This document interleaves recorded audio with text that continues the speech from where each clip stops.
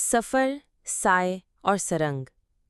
کراچی کی جانب روانہ ہونے والی بس میں 31 لوگ سوار تھے۔ سب خوش تھے، کچھ دوستوں کے ساتھ، کچھ خاندان کے۔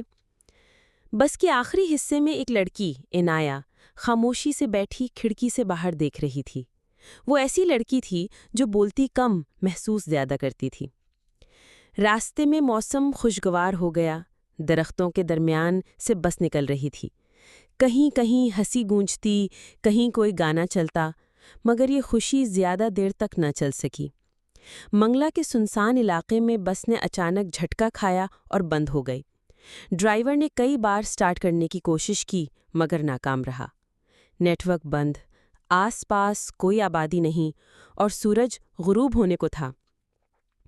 مسافروں نے فیصلہ کیا کہ وہ بس چھوڑ کر پیدل آگے چلیں، شاید کوئی مدد مل جائے۔ کچھ لوگ ہنسی مذاق میں نکلے، لیکن جنگل کے کنارے پہنچ کر فضا بدل گئی۔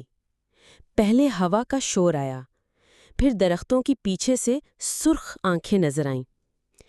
یہ کیا ہے؟ کسی نے ڈرتے ہوئے کہا۔ پھر ایک زوردار چیخ گونجی، آہ! جانور، مگر عام نہیں۔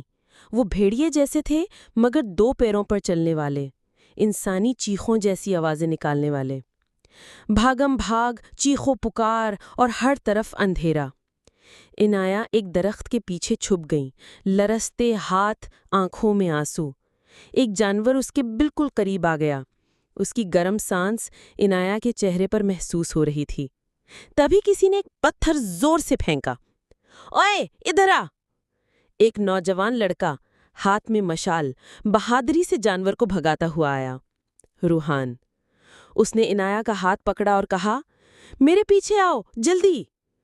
وہ دونوں بھاگتے ہوئے ایک غار میں داخل ہوئے جہاں کچھ اور مسافر چھپے ہوئے تھے۔